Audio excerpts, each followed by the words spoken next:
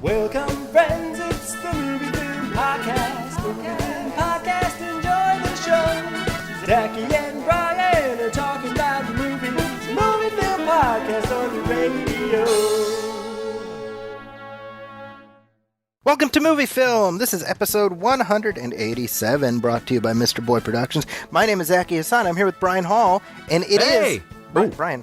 Yes. It is the day before Thanksgiving. It's Thanksgiving Eve? Is that a thing? Yes, it is. To me.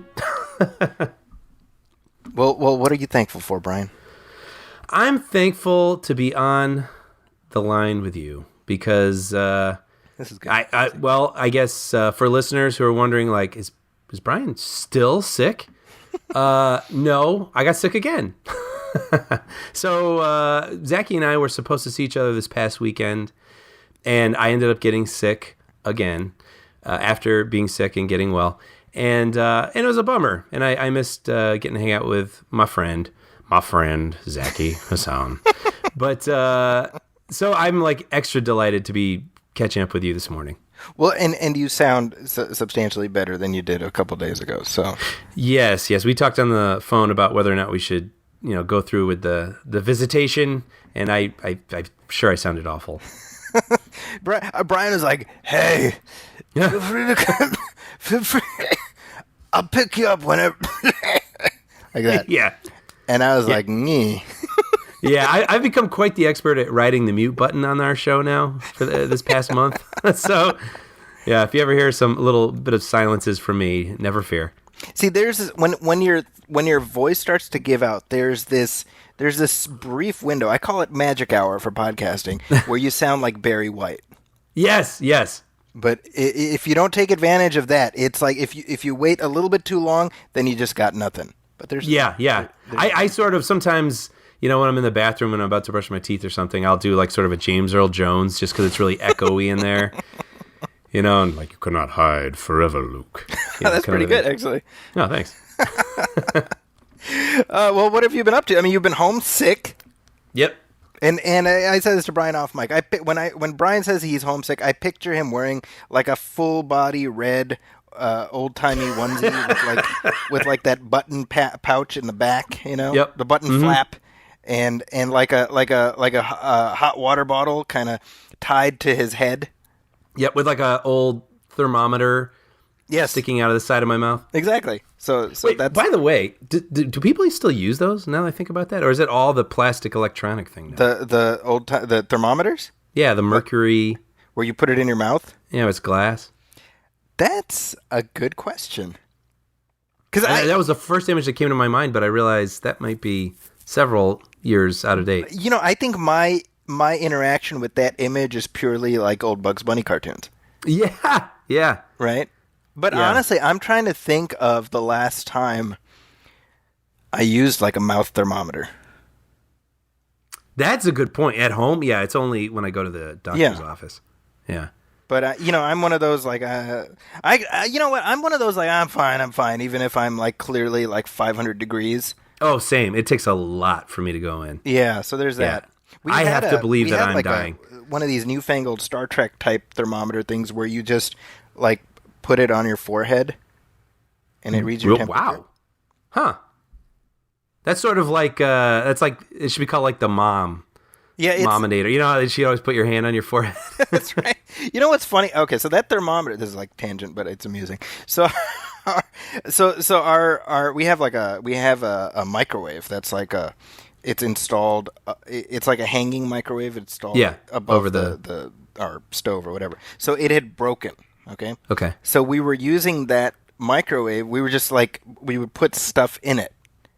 Kind of like an sure. Yes, unit. Yeah, like a cabinet. Exactly. So the landlord tells us, hey, I'm going to have that microwave replaced, and they're going to come, like, whatever, Saturday at 10 a.m. or whatever. We're like, okay, cool. So my wife is upstairs, and the microwave replacement guys come in, and they're like, hey, and so my kids answer the door, and so the guys come in, they take out the old microwave, they put the new one in, and they leave before my wife has gone downstairs. Oh, wow. Like, I'm not joking, within 7 minutes. So she's like, all right, let me know when they come because I got to empty out the microwave. Oh. So like that thermometer was in there, like all this stuff. Oh, they didn't take it out? They didn't take it out. They were that efficient. Oh no! What? How could they? You gotta hear that rattling around. That's I was sort of fascinated by that, and like weirdly admiring it in a way. Yeah. Because they're so efficient, you know. Yeah, there's like two ways to view that. Like the first thing that came to my mind was like the 80s teenager from a movie who's not paying attention because they have a Walkman and they're like bopping, kind of like Sarah Connor's roommate in Terminator. Yes. But then on the other hand, maybe it's just more like gotta make the donuts, kind of like take the microwave. That's how I see it. Yeah. So she's like, let me know, like before she's even had a chance to realize that they were here, they came, took it out, put the new one in, and left. Oh man. So that thermometer, I hope somebody's benefiting from it. Anyway, that's the point of that story. Oh, that's a bummer. But what have you been up to while you were sick? Well, I surprisingly didn't watch a ton of stuff, but I was very happy to see that Netflix dropped more episodes of The Toys That Made Us. Have you watching that series? I love this show. It is so good. Yes. So good. I love it. And I mean, really, I had no idea it was dropping that weekend, and it was like this gift when I turned on my Netflix. I was like, oh, I'm so happy. So I went through, and for people who haven't watched this, it's hour-long mini documentaries about the conception and reception of like your favorite toys growing up. So this season they did Teenage Mutant Ninja Turtles, which was really cool because it's not even just about the toy line. It's also about... Yeah, it's the whole history of the... It's the history of the property. And I know the names Eastman and Laird, but I don't really... I guess I do sort of know the inception of where those characters came from, but you're hearing it straight from them. And it's really interesting to hear their recollection of it. And also, I mean, those two in particular had a bit of a falling out, and it's really fascinating just seeing that story woven into this episode. Yes, and like the story of their relationship. Yeah, and it's funny because they're very different. They're very different people, so it's kind of fast. I'll admit I missed it up a little bit watching it. It's very does a very good job of painting their friendship and their journey and whatnot. And they also did My Little Pony, which I was like, I watched it because it was there. But by the end, I was like, wow, that was fascinating. It's very interesting. And then there's a couple others. Power Rangers was an interesting one too. And that's fascinating. Right? And the wrestling, that was the other one. Yeah. And they're all interesting. Whether or not you even played with the toys, because I was never much into wrestling and I didn't have a lot of wrestling toys. But it's a fascinating story about. It reminded me a lot of movie making, where you have this big corporation and they think they know what everybody wants. And then there's this underdog who is pretty sure that people would want this thing, right? And it's about convincing the big people that I'm pretty sure this thing that makes no sense, kids are going to love it. And it's fun because it's going to become a phenomenon or it wouldn't be an episode. And it's really cool seeing the tenacity of these people and how they got these things into production and how they got into our homes and became a beloved toy of ours. I mean, the Ninja Turtles phenomenon is itself kind of fascinating, right? Because, there was a quote that Christopher Reeve gave back in the day, which I find so applicable here, right? He said, all our dreams at first seem impossible, then they seem improbable, then when we summon the will, they become inevitable. And when you look at Ninja Turtles, like, it's one of those things where, like, now, 30 plus years removed, we say, well, of course. I know. It's hard to remove that. Right? Yeah. But I'll tell you something. I remember very distinctly seeing the toys before I had seen the cartoon and being like, and I was, I must have been, 7 or 8 and being like, what the hell is this? Right. Mm-hmm. And I go back to Saudi Arabia and a friend of mine, who was living there from the States, he's like, hey, do you know Teenage Mutant Ninja Turtles? I was like, no. He's like, oh, it's awesome, dude.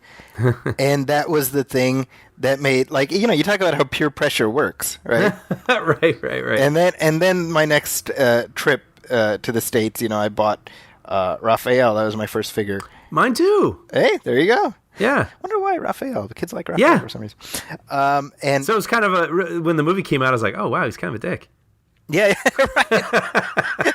Hey, speaking of Raphael, I meant to send this to you actually, but there was an interview that Alan Ritchson, who played Raphael in these last two movies, he currently plays Hawk on the Titans TV series, aka F Batman. right. Which is, by the way, that show. I know people listen to the show, watch it. I've come around on that show. It's actually very good. So, okay. I want the record to reflect that. But anyway, Alan Ritchson, he gives this really interesting interview talking about how those two movies were the worst experience of his life as an actor. Huh. And all the ways that the turtle actors got screwed over. Really? You're talking about the 90s ones? No. I'm talking about the two Michael Bay movies. Oh, okay. Wait, how so? It's really interesting because he talks about how, because this is an actor who was like a familiar enough face where it's not like he needed to do a turtle role. You know what I mean? Sure. And so they basically talked him into it by being like, you're going to be on the promotional tour and you're going to be part of this. You're going to be the face of this movie, all of you guys. And basically the studio didn't treat them as actors. They treated them like effects. Huh. So there would be stuff like they're on a location and like all the actors need to be taken away because they're going to go into overtime, and all the crew need to leave because they'll go into overtime. And like, we don't you guys just sit tight. We'll send somebody back to get you. And like the four turtles are sitting there, and like the studio is closed down, and they're just like sitting on their car, like in the parking lot, Wow. Okay. Like weird stuff like that, and you realize like this is how the industry is, Yeah, so weird. It's just shitty. But it was a really, he's speaking very candidly because A, he's got other gigs, and B, that gig is not something he's going to be doing again. Yeah. Right. But we always appreciate when these people can sort of speak outside of the PR echo zone, Yeah, it's always interesting, for sure. So I'll send that link to you. But folks, if that's interesting to you, check it out. Alan Ritchson, I think he's talking to the Collider guy. What's that guy's name? John something? I'm not sure. You know what I'm talking about? No. Anyway, he's a guy who used to be on Collider. I forget his name. Okay. Yeah. Pretty interesting. Yeah. But Toys That Made Us. Sorry. Yeah. Did you watch it? I'm about like halfway through the Ninja Turtles one, and then my kids were like, "No, don't watch without us," so I have to wait. Okay, that's fun. Yeah, but I'm looking forward to going through. I've told you before, like the first episode of the whole series is Star Wars. Yes, which I rewatched because I hadn't seen it in a year or two or whatever it's been, and again being sick, I was like more content, and that, so I was like, that has a little image of like the Jar Jar toy that my brother designed. Yes. And I'm like, see, I told him you get to be a little piece of history, Yeah, well, and that reminds me, what's fun is with each episode, they really get the people who are involved. I mean, they'll get the lawyer who brokered the deal, right? But the show does this very good job of making it sort of a fun, upbeat adventure. Yes. And they'll turn these people into characters, and not in a disrespectful way, but they kind of assign them personalities through their own words and editing, and then you are able to remember all these people that could somewhat blend together, and it creates like this really interesting story. They're very good storytellers. The part of it that was a pleasant surprise, given how these narratives tend to go, is like the lawyer who initially, the company. What was the Kenner? No. Sorry, not for Star Wars. For Ninja Turtles. Oh shoot. The Surge licensing or whatever it was, he formed like the company to handle Ninja Turtles. Yes. Yeah. Oh, yeah. You know what I'm talking about? Yeah. The guy was like, I hadn't even really done anything, but I just wore a suit. Yeah, I think he said he rented a suit. Exactly. The guys were just like impressed by him just because he looked the role. What I appreciated is that this was not a story of the little guys getting screwed. Yes. Because you know what I mean. You can see the Hollywood landscape is littered with that story. Yep. Where the guy comes in and just these two, guys from the Midwest. Let me just take advantage of them. Mm-hmm. And that really didn't happen. Yeah.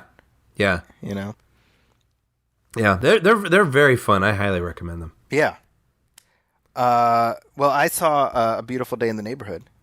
Yeah, let's talk about this. So this is I took my oldest with me, and I realized that like between Ad Astra and Ford versus Ferrari and Beautiful Day in the Neighborhood, like the trend now is just like, and really Knives Out to some extent. It's just about like the fraught relationships between fathers and sons, you know? Right. That's hilarious. Like I just inadvertently, you know? Yeah. But because I didn't go to the press screening for that, and so Saturday afternoon I told my wife, I was like, hey, I want to go catch that. Is that okay in the afternoon? She's like, yeah, sure. So I told my oldest, I was like, hey, you want to go watch that? And he's like, yeah, let's go. And I'm like, this is nice. I like this. You know? Yeah. Wait, did he watch Mr. Rogers? He did not, but he's aware of Daniel Tiger because of that. Oh, right.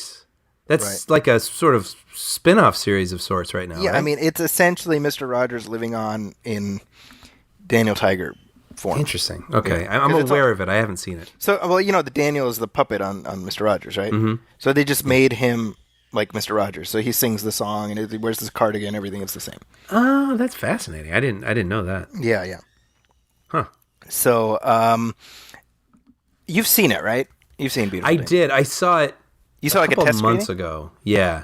Okay. So I mean, it's a little. I remember it though. I remember it pretty well. So yeah, I'm happy to talk about it. Well, what did you think of it? I remember you talked about it, but I refreshed my memory.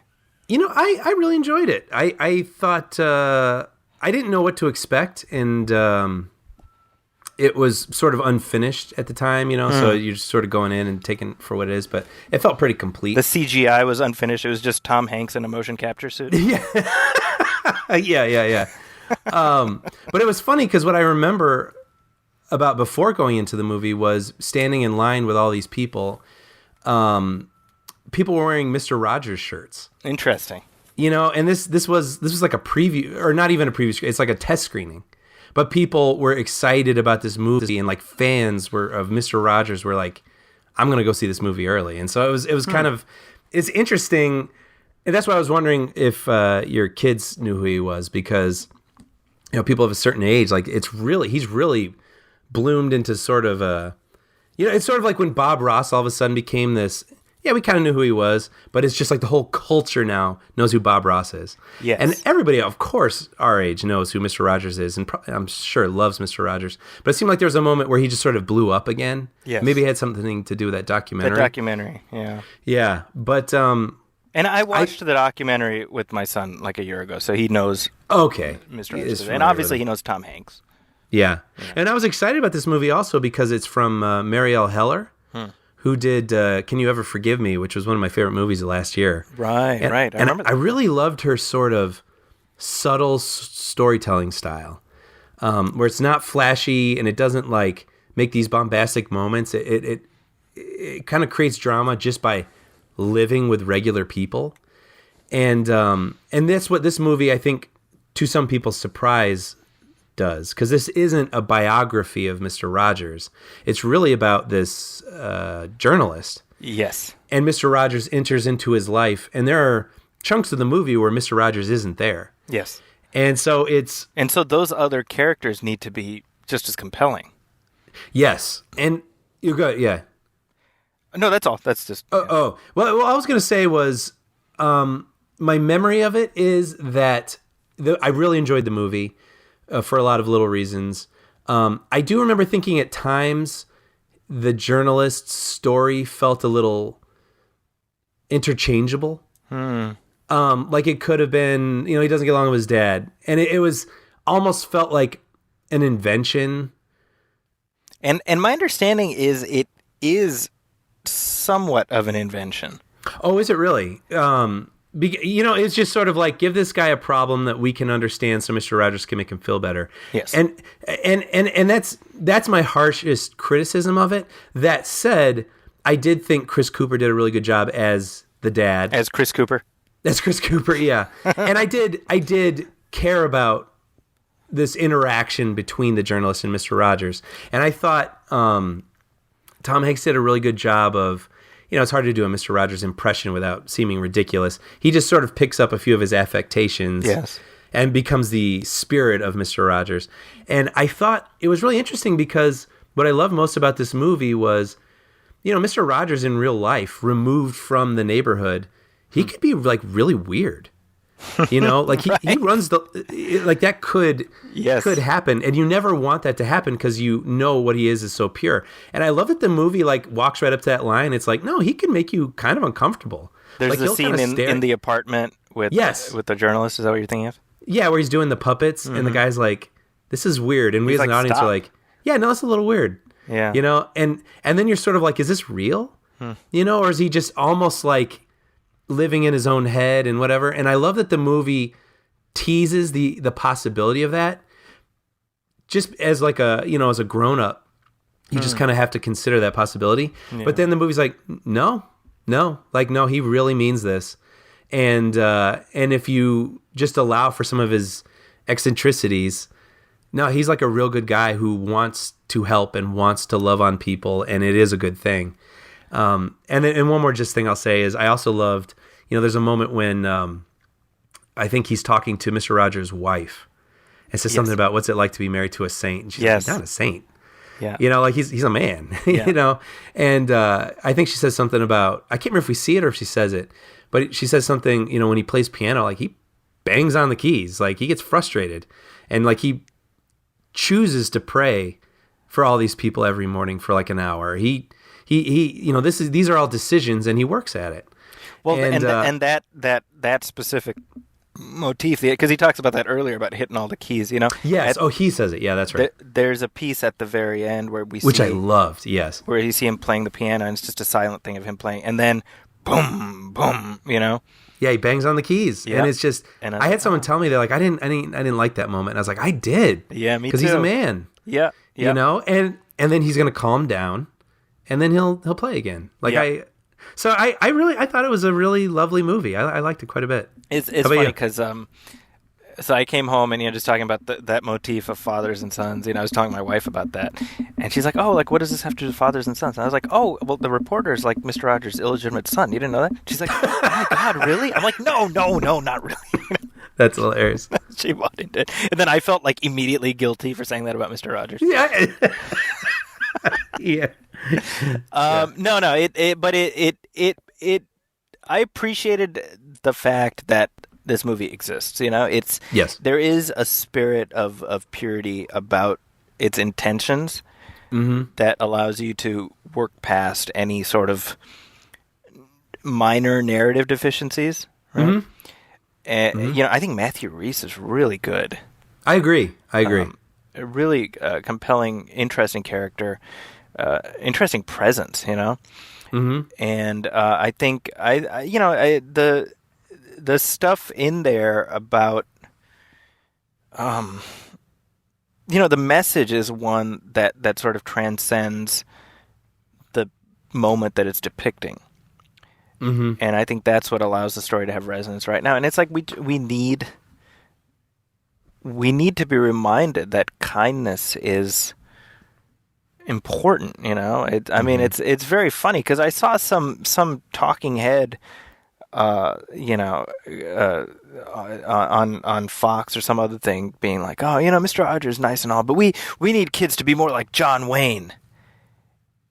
Wait, and I'm like, what? Someone said that? Somebody said that this month? Yes, I know. Okay. This month, exactly. I was like, what an odd comparison to make. I don't want to interrupt your thought, but I'll just say real fast to that. I don't think there's anything wrong with standing your ground sometimes. You know what I mean? Like, there's nothing wrong with defending yourself or your family or whatever. You know what I mean? Yeah. But that's I'm trying to explain why I feel like that sentiment is so wrongheaded. Well, here, for a couple reasons. Number one, John Wayne, and what this person was obviously alluding to was the cinematic image of John Wayne. Sure. And the whole thing about Fred Rogers is, well, what you saw is what you got. Yes. And so that in and of itself, it's like, well, what John Wayne represented on screen was a cinematic concoction. It wasn't real. And I'm not saying John Wayne was a bad guy or what. I mean, he's a complicated person like anybody else. But the point is, that's what this person's talking about. You see what I'm saying? Oh yeah. He's like, kids need to be more like, the stagecoach guy. Right? And I mean, it's like, what kid knows who John Wayne is, number one? Yeah, that's bumped me initially. And then what kind of cultural currency does he command anyway? I mean, it's a, I don't know, it's strange, but it gets to something. I mean, because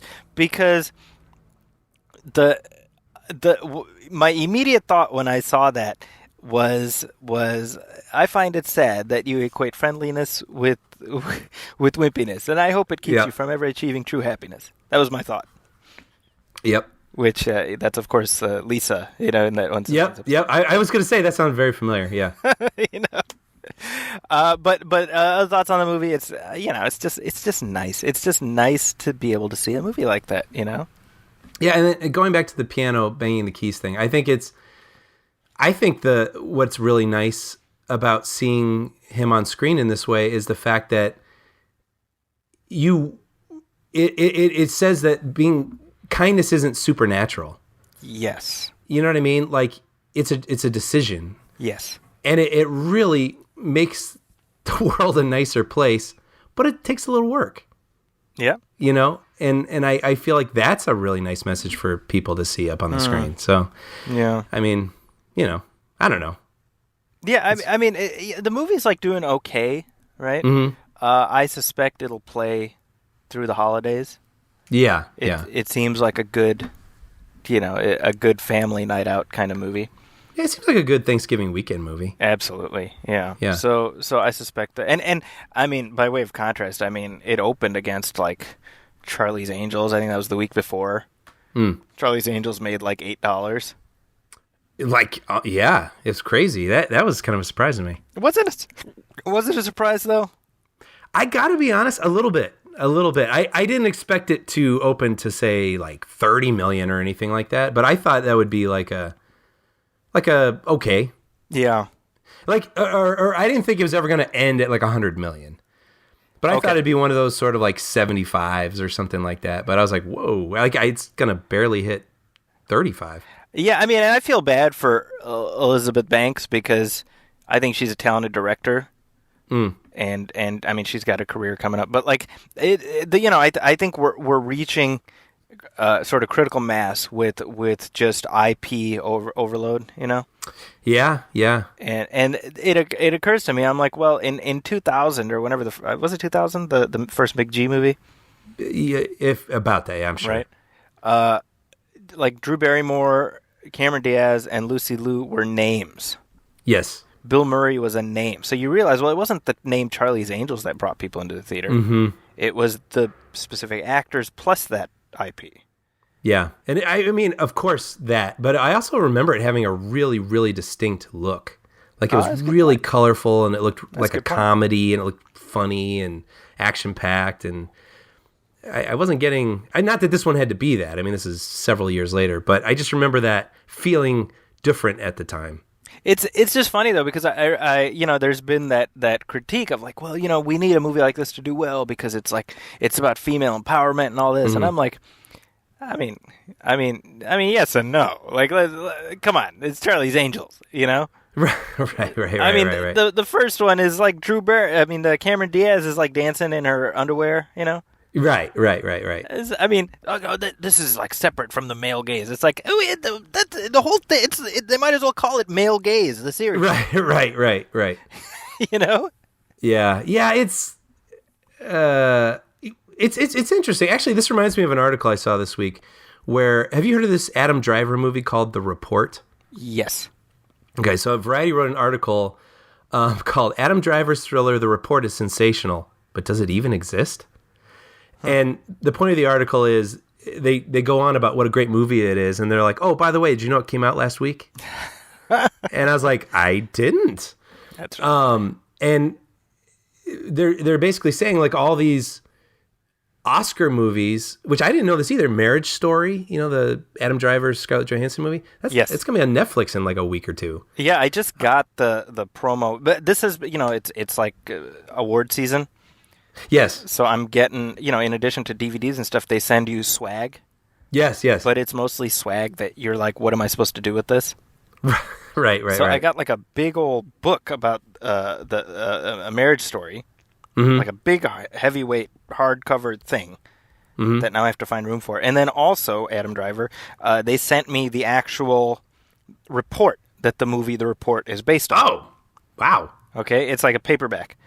And I'm like, what am I supposed to do with this? I'm not going to That read is it. really funny. Anyway, sorry, go on. Well, no, but they're just saying, there's like two thoughts to this. One, are people even, is this movie going to become a part of a cultural conversation ever? No. And like the last paragraph of the article, they're saying, film, or a lot of films become part of the popular imagination. And they're like, they list like Godfather, Back to the Future, Goodfellas, Schindler's List, Pulp Fiction, Titanic. And like these movies, if you drop them on these separated streaming services that not everyone has, they don't even have a chance at becoming a part of the popular conversation. That's one. But two, they're also saying a lot of these Oscar-y movies are now just coming out straight through streaming, like Roma, The Irishman just came out at midnight last night. So it's just this weird, we are like sort of in that weird bridge period of what's next. And it occurred to me that a lot of these sort of Oscar-y movies that I am looking forward to watching, I'm like, oh, I could watch them all on my couch this weekend, I suppose. Yeah. So it's just, it's kind of weird. It's Shift. And it applies to movies and also to TV, right?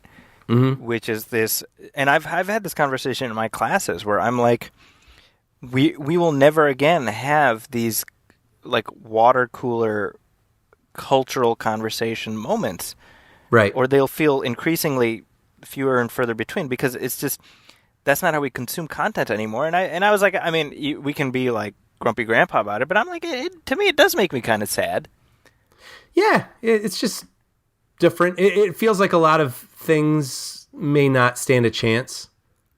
Yes. To get the audience that they could, or or the audience that would appreciate it. It's getting harder to sort of sift, right? Well, here's a tweet that Zach Stentz, who I know him. He's a TV writer, and he Rim of the World he wrote, right?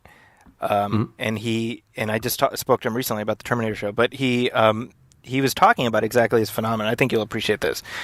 He says, in this age of peak TV, where a show can be created by an expensive showrunner, star famous actors, cost $6 to $10 million an episode, get great reviews, yet only get 200,000 people to watch it, which shows do you think have the worst ratio of budget to number of viewers? It's an incredible double-edged sword to sell a show to an upstart network or streamer. On one hand, they pay you and often give you a lot of creative freedom, theoretically. On the other hand, you make things so people can watch them, and there's a huge risk that no one will find your show. For every Cobra Kai, which broke big, there's a Mr. Mercedes or a Manhattan, which I don't know what either of those are. Yeah. Excellent shows on outlets people don't know exist or didn't associate with original content. Mm-hmm. Right? And he says this is a long-winded way of saying new outlets are spending big to put themselves on the map, and it's creating a lot of jobs and making some creative people rich and others at least employed. Right. But I don't think it can continue much longer. Yeah. Well, I mean, to circle it back to what made me even think of this was, so you get these interesting, more niche sort of stories, which is really cool, but they're a little frayed. Yes. And you have to sort of find them or be told about them. So then if you're then putting something out for mass consumption where it needs to be a hit because you are putting it out there for that, it makes sense, based on the past several years, that you would do some sort of known IP. But in the past couple of weeks, we've seen that just hasn't worked. Terminator didn't work. Charlie's Angels didn't work. Dr. Sleep. Dr. Sleep. Oh, man, that was a huge bomb. Yeah. That was 2 weeks. That was out of the top 10 of the box office. I mean, I have to say, we've already had this conversation, but I'm still surprised. I mean, Charlie's Angels could easily be out of the top 10 this weekend. So, I mean, I didn't expect them to be blockbusters because I wasn't sensing the appetite, but I just didn't expect them to perform like this. So just to put a pin on this whole conversation, all I'm saying is I think Sony has a real opportunity to create a Mr. Rogers franchise where every movie he's like Michael Landon in Highway to Heaven, and he just kind of solves somebody else's problem. And, I saw you say that, and I was like, that is absolutely genius. That is absolutely genius. I would watch that. I mean, I said this before on Twitter, too. I'm like, Tom Hanks playing Mr. Rogers is like a Russian nesting doll of beloved institutions. Yes. And it truly is. I mean, he's so good. Folks, go see it. It's just a good movie, and this type of movie is worth supporting. Yeah, I think you're definitely gonna walk out feeling good. I would agree with that. Yeah. So I don't want you to take a little break, and we'll come back, talk some trailers and headlines. Cool.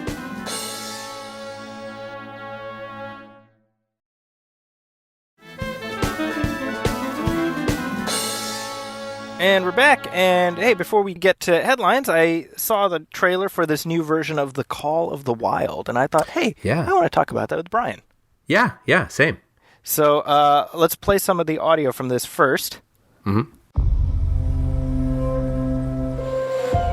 The Yukon is a dangerous place. You never know what's coming. I came up here because I didn't want to be around anyone. And then I met Buck. He was a dog like no other. He'd been spoiled. Out! Come on, Buck. And he'd suffered. Come on. But he could not be broken. I don't know where you came from, but I know where you are now. Welcome to the last place on the earth. I should let him have a minute. Doesn't look like he's ever seen snow before. How do you feel about an adventure beyond all maps? We could go, you and I, where no one's ever been before. All right, Brian, what'd you think of this?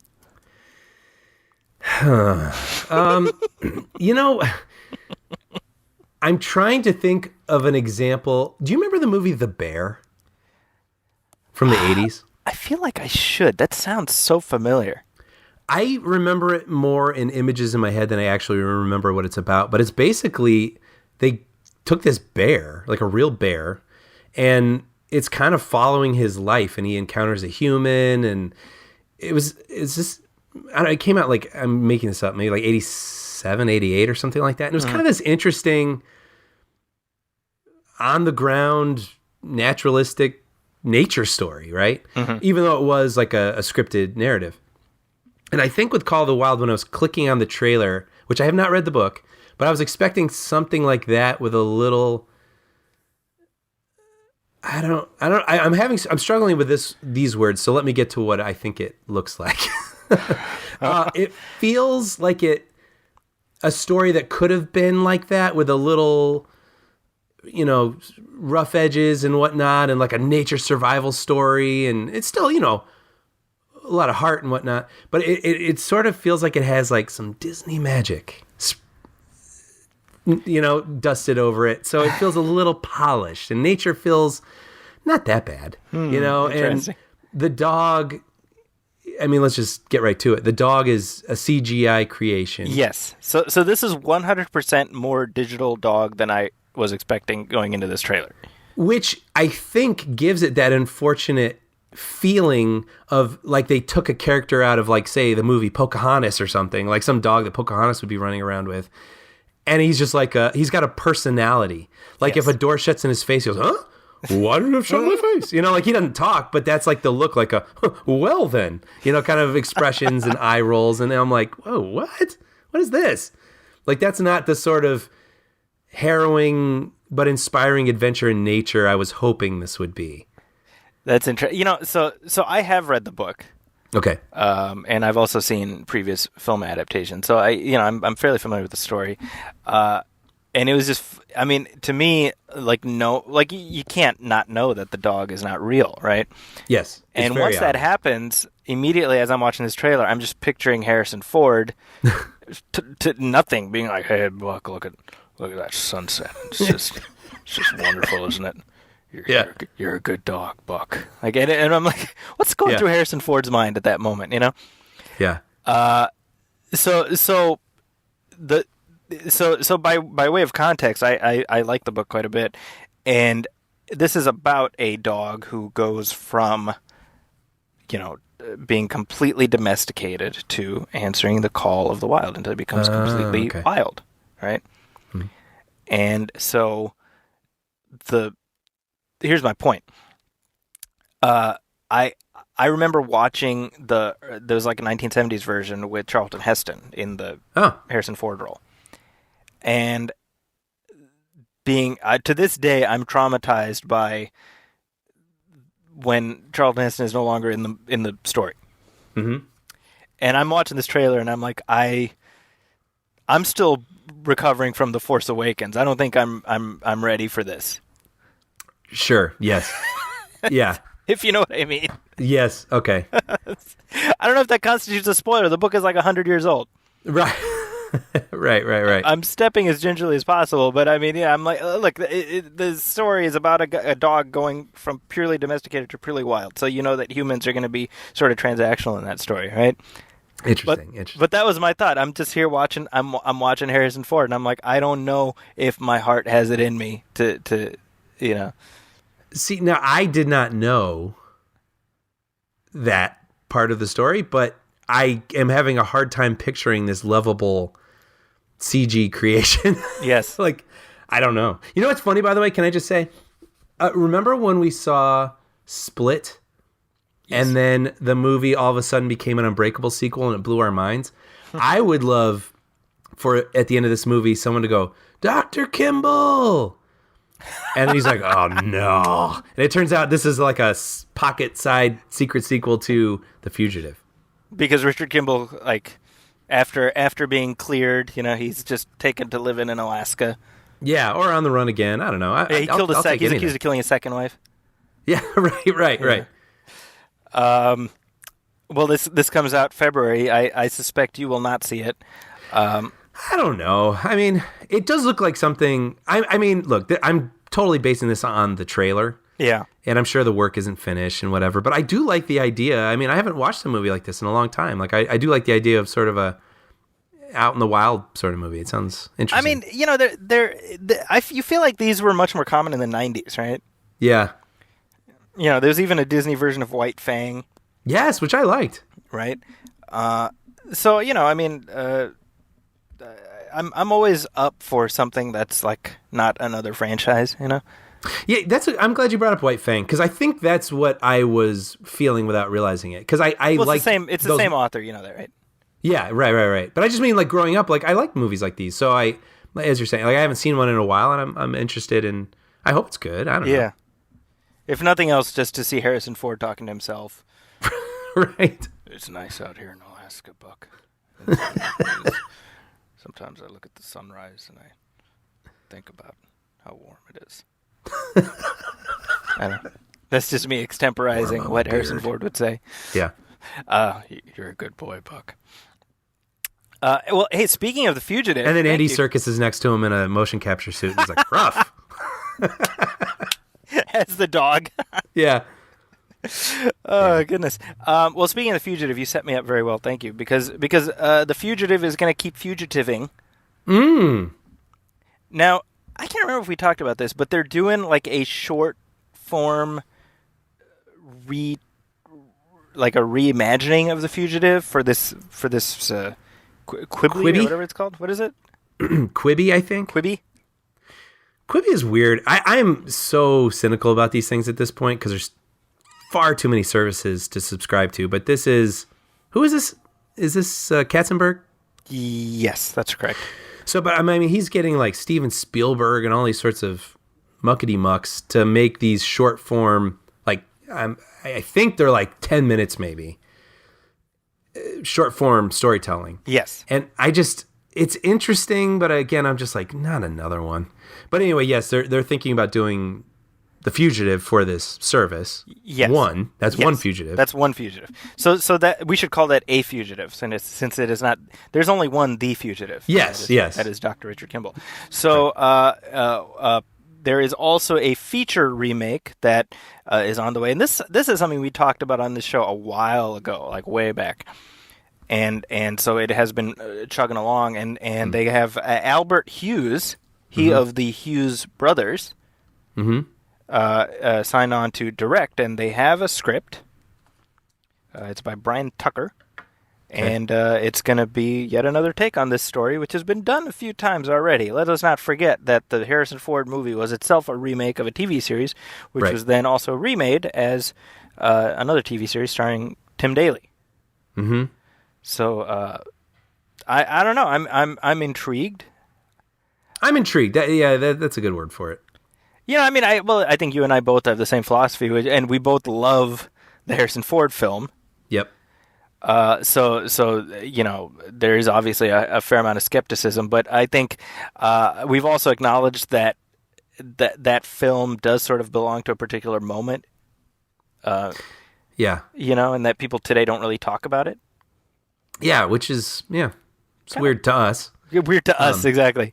Yeah, but like you said, I mean, that wasn't some sort of original idea right then. I mean, it was inspired by a television show and whatnot. So I when I say intrigued, I'm a little skeptical because I think that one is so good, and it's hard for me to imagine something standing next to it equally. But on the other hand, it's a really interesting concept that lends itself to different stories, and it's a procedural, and I like procedurals, so I'm interested in seeing a good, Well, and supposedly they've come in with like a new angle on this story, which of course makes sense because you got to mix it up in some way. And I said this in our commentary track where I truly wonder if that angle. I said this just sort of, just bloviating. It was with no knowledge of this, but having a person of color as Richard Kimball. Yes, which they kind of did in U.S. Marshals, right? Yes, except that Wesley Snipes is playing a very different type of character. Yes. Well, it would. Oh, I see what you're saying. Like like the social dynamics of a wealthy or a well-off, upwardly mobile black man accused of killing, let's say hypothetically, a white wife.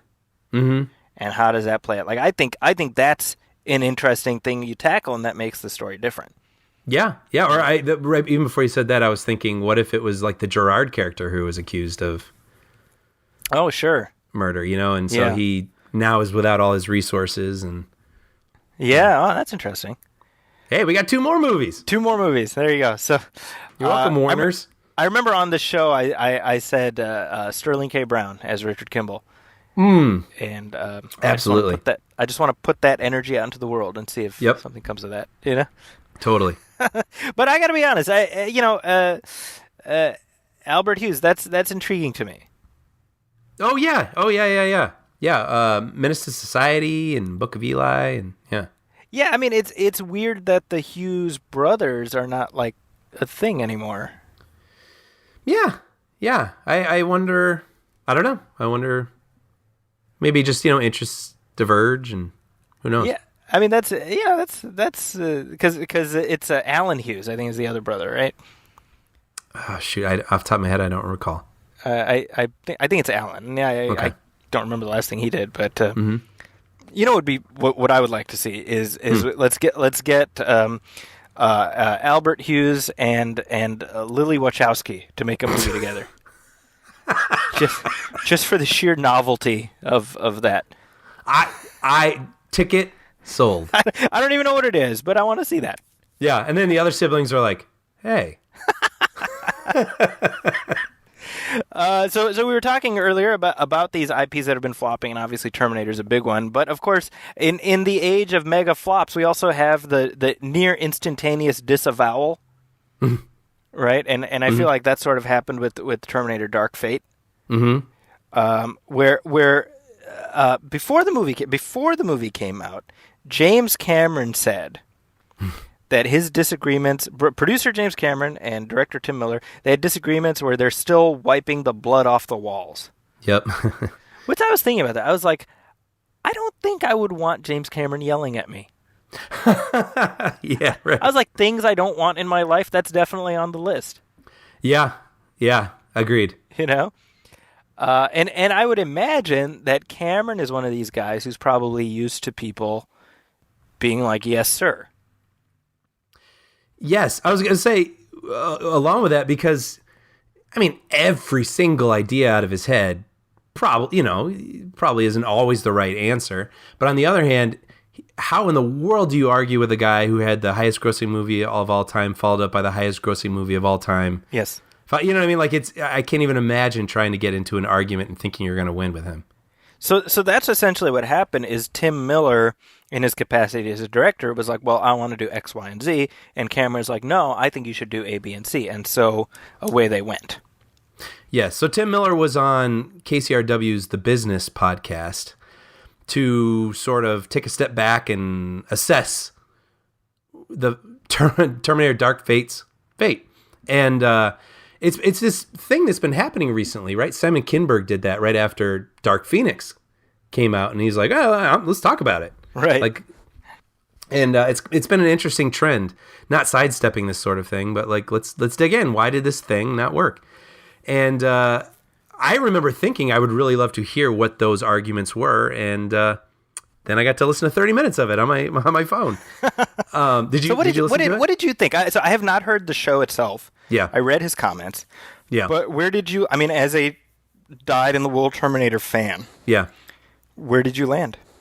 You know, he didn't get into super specific stuff like you would hope. So the only specific thing that he got into, which I do think is kind of interesting, was he was saying, for people who care, I'm going to spoil Dark Fate a little bit, just a little bit.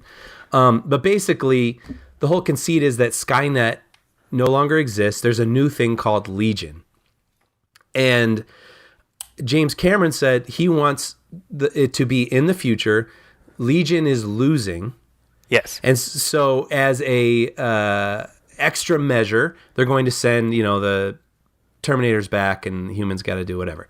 But Tim Miller was like, no. Like, the humans should be losing. And so he's like, I'm into last stands. Like, where's the drama if the humans are already winning so they can win some more? And that was one of their biggest fights. I thought that was kind of interesting. So where did you land on that? I don't know. I mean, that's where Terminator is, right? Like, they're doing okay. Let's do better, right? Honestly, it's funny because in the grand scheme of things, it's sort of like it kind of doesn't matter. Yes, like because we're not in the future. Like my thought. Yeah. I mean, but that also makes me think. Excuse me. That's then one of the conversations he doesn't mind having because it isn't. I mean, really doesn't matter. To me, it's sort of like arguing over what color the drapes are in a house where, like, the back half is sinking into the ground. Yeah. Yes. Yeah. It's. I understand in the room how you could feel about that, but as an audience member, weeks later, looking back on this thing, I feel like that's one of the lesser of their problems. But he also said there were a lot of lines. Apparently, he had conversations with Linda Hamilton on set about lines he wanted her to say, and she was like, no, I should say less. And apparently, that was another thing that Cameron agreed with. He wanted her to say less, but he was fighting for a lot of lines that his quote was he thought were poetic and beautiful. So, who knows? But they also get into the fact that, he was so successful with Deadpool, but then that fell apart due to creative differences with Ryan Reynolds. Right. And his quote here, I have it here, it says, "It became clear that Ryan wanted to be in control of the franchise, and you can work that way as a director quite successfully, but I can't." So he's saying, I don't mind having a debate, but if I can't win, I don't want to play. So it's funny because there's something respectable about that with a director, because he's like, well, if this is my vision, I have to believe in my vision and be willing to argue for it. But it is funny. That is unfortunate for him, I think, a bad example, because Ryan Reynolds is Deadpool. I had that exact thought. I was like, I was like, he was able to use the success of Deadpool as a calling card, right? And obviously that's what got him Terminator. And big picture, you look at Deadpool 1 and Deadpool 2, and to me there's like a difference of degrees between them. Because as you say, I mean, it's a reflection of Ryan Reynolds' unleashed id. Yes. More than what David Leitch wants to do here or what Tim Miller wants to do there. Yes. And so to connect the threads that you were saying earlier, like reflexively, I tend to trust, and I'm sure you're the same way. I trust James Cameron's storytelling instincts. Me too. So I can't help but feel like the deficiencies in the film. Maybe this is unfair, but I feel like they're probably more a result of Tim Miller than James Cameron. Yeah. I mean, I have no idea, and the reason I even still stay with that, like, I don't know, is because I would be very curious to hear more of the bigger decisions. You know, like we're hearing a little bit of like drape color sort of things they argued about, which is helpful for his case because then he gets to sort of say something. Yes. You know, but it is at the end of the podcast, he says that he will never work with James Cameron again. Right. And he said it has less to do with the trauma of this film and more to do with the fact that he doesn't want to be in a situation where there's someone who can tell him no definitively all the time. Right. Right. Which I understand. But he also says that he got an email from Cameron this past week where he was like, hey, you know, I'm going to be in LA. Like, let's go get a beer. Right. He's like, we're still pals, you know, and he also brought up something interesting that I think humanizes it a little bit also, where he had dinner with David Ellison, the producer of the movie, and he's like, yeah, I feel like crap that I lost all this money for this company. Like, it makes me feel awful. Right. He's like, but I went out to dinner with David Ellison, and he actually gets teary. Like, he starts choking up a little bit on the podcast. He says, and then last night, David and I had dinner, and he goes, so what are we doing next? Right. And it's just like, you know, like it humanizes him for me a little bit, and it's tough, you know. These people are people, and these decisions ultimately, it's like, who cares? They're not solving some disease, but it also is like a really intense 2 years of someone's life that a lot of money is invested in. It's, I don't know. Yeah, I'm interested in this stuff as much as I am in the movies themselves. Like the behind the scenes stuff is just kind of fascinating, and it's kind of cool that he opened himself up like this and gave us a little peek at behind the curtain of it all. I think honestly, the lesson for me after Terminator Dark Fate is I would love to see a Tim Miller, James Cameron collaboration, or would love to have seen, since it's not going to happen now, on something that was not Terminator. That brand, other aside from being sort of irrevocably damaged, right? Mm-hmm. There's just too much baggage. Yeah, that's sort of what they get into, is the fact that, like, Terminator just may be tainted good at this point. Yeah. Like, audiences, the lesson just may be audiences just don't care anymore. Yeah. Not enough people care. Yeah. Well, speaking of not enough people caring, that seems to be the lesson that Warner Brothers got from the box office reaction to Godzilla King of the Monsters last summer, which underperformed rather substantially. Right. Now, this was a movie I enjoyed on like an Independence Day level. Yeah. I think I said that on the show, and it was you liked it substantially less than me. Yeah. So I remember at the time you and I were talking about the fact that you had this Godzilla versus Kong movie, which was already shot, and which was due. It was supposed to come out like Valentine's Day or something. Mm-hmm. And what was going to happen with that? Well, the shoe has dropped, and they have now delayed it until November of next year. Right into the path of Marvel's Eternals. So that's not good. Yeah, I mean, according to this article I saw on /film, they said there's even rumblings that Warner's might dump it onto HBO Max. Really? The upcoming HBO streaming service. Well, that would be a shame if that's the case. Yeah. Because I feel like a movie called Godzilla vs. Kong, that's a title that's going to put butts in seats. Yes, even more so than the last one. Yes. So this is I mean, I don't know. I just feel like Warner Brothers, especially having gone through this before with Justice League, Yeah. and they have to know the optics surrounding this. Right. They have to know how this looks. So I'm wondering, like, what do you think? Are they gonna retool the movie? Like, what do you think they're gonna do here? Yeah, I wonder. Yeah, just take. Should Joss Whedon buy a plane ticket?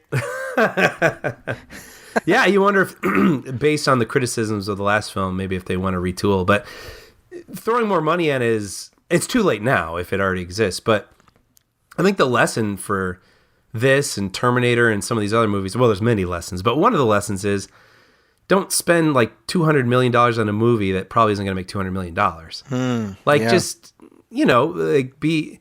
And then again, maybe their math was a little off. Maybe even the metric has changed since they went into production. But, Terminator should cost 100 at most. Right. I realize you're like, but how could I? You can do it. You can do it. You know what I mean? And so I feel like, a Godzilla versus Kong movie, yeah, it's going to make like a bunch of money, but I don't think it's going to make like Avengers money. Right. So just be smart, Yeah, I mean, the second Godzilla cost $200 million. Right. So you have to imagine Godzilla versus Kong is somewhere in that neighborhood. Probably, yeah. Right. My point here is like if the movie is what it is, they might have been better served just putting it out and just rolling the dice. Like I don't think an 8-month delay is going to make it more of a success than it was already destined to be. Yeah, and coupled with that, like don't throw more money at it. Right. The people who are going to go are going to go. Like just cut your losses and cross your fingers. That's right. And I mean, this is with the benefit of hindsight. That's what they should have done with Justice League also. Yep.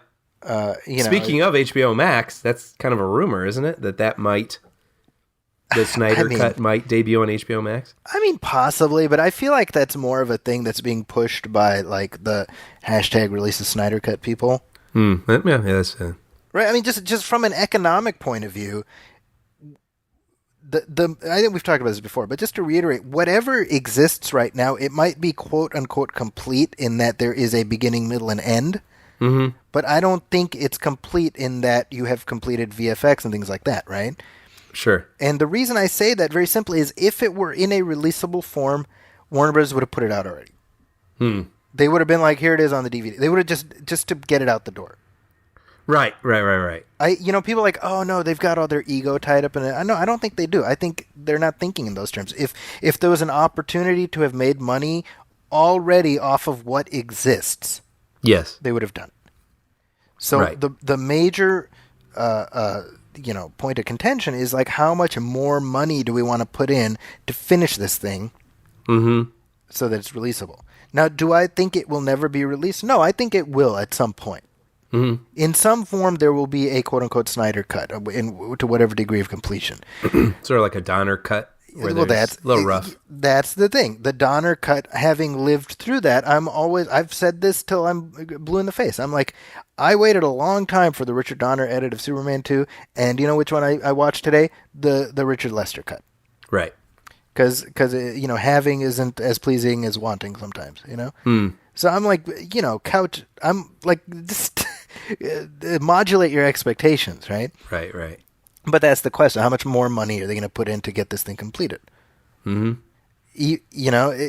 supposedly Zack Snyder gave a quote where he's like, it's done. Like, my cut is done. And I'm like, yeah, here's my assembly edit. Right? I mean, post-production proceeds after that. And clearly there's unfinished VFX. There's all this stuff that's not done yet that's going to require money. Right. Even if it's 5 to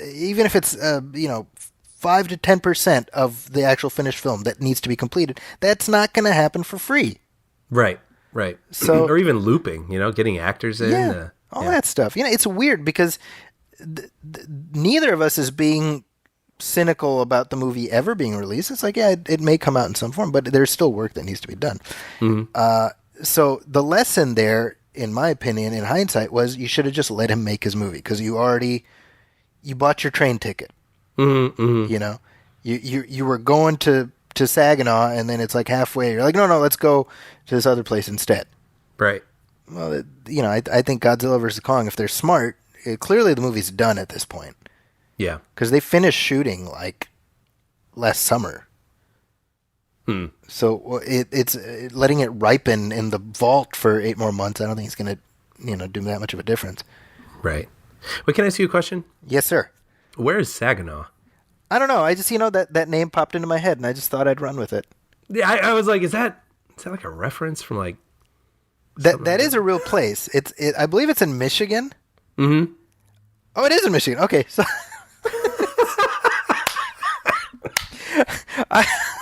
I was like, there's a tiny part of me that was like, please let that be a real place, because otherwise I'll sound like more of an idiot than I normally do. No. I was like, is that some sort of like old timey expression I'm not familiar with? Or? No, it's a city in Michigan. All right. I don't know why I said Saginaw, Brian. I just, I love it. Was perfect. It was so perfect. I had to know. Shout out to Saginaw, Michigan, by the way. That's right. It's like, remember Letterman back in the day? He'd be like, here from the home office in Sioux City, Iowa. Yes. And that's the only reason I know Sioux City, Iowa now is because of Letterman doing that. Oh, that's funny. Anyway, so Godzilla vs. Kong. We'll see what happens with that. My kids are very excited for that movie to happen. So, it's going to have its audience for sure. Yeah. Yes. And speaking of movies that are going to have an audience for sure, here's some music.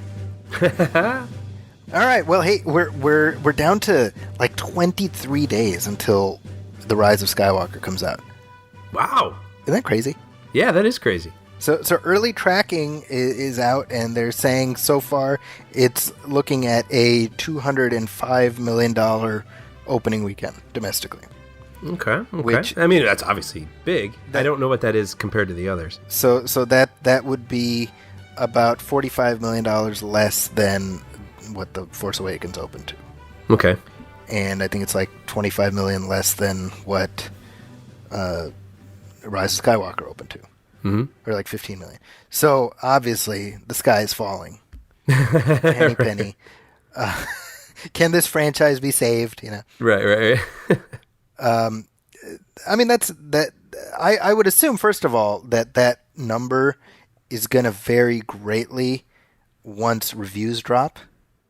Mm-hmm. Right? It could go up or down based on those reviews. Yeah, that's a good point. Right. But I mean, I think bigger picture, if let's assume it opens roughly on target with those with the initial tracking, come on, this is not a franchise that's in danger, is my point. No, that's right. So how you feeling about Rise of Skywalker? You excited? Well, no. It's one of those things where there's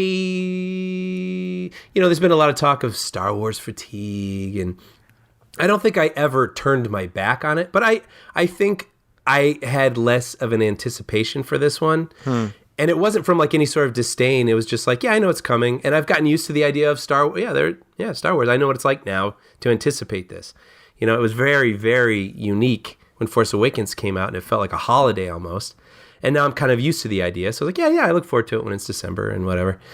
And now that that last trailer dropped, and like you say, we're less than a month away, I'm very excited. Like I'm ready to do this. Like I want to.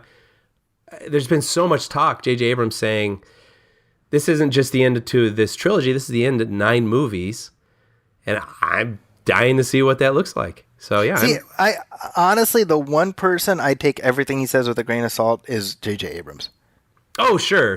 Like him being like, this isn't just the end of all 3 trilogies. This is the end of civilizational evolution. I'd be like, all right, come on. This is the end of life on Earth. I'd be like, all right, come on, J.J. Well, I normally I would agree with you, but I do feel like he did try to come up with something that feels like a wrap up to all of this. Like, yes. Whether or not that's what the whole movie's about, or if it succeeds, remains to be seen. But I am curious what the end to the Skywalker saga, in his mind, looks like. In his mind, that's well, and worthy of note when we say his mind. Colin Trevorrow, who was originally going to direct this film, he has retained story credit. Yeah. So, in other words, there's at least X% of the story that sprang from his mind. You know, I'm neither here nor there on him, but I just as a fellow human, you know, I and Star Wars fan, I was like, that's nice. That is nice. I mean, he gets to, you know, for whatever effort he put in, at least he's gonna draw a paycheck from that, you know. Yeah, 'cause, I mean, that's pretty devastating. I mean, if you are gonna get to make a Star Wars movie and then it's taken away from you, but the fact that yes, he still has a little bit of his fingerprints on it, like, that's nice. Yeah, well, this is kind of a mixture of many aspects. So you might say it's like a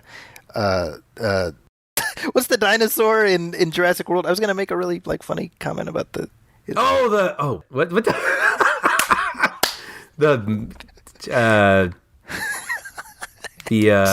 I'm not even trying to look it up. I'm just gonna let my old man brain. Indominus. Indominus. Yes. Dude, that's hilarious. This is like an Indominus Rex of a movie, right?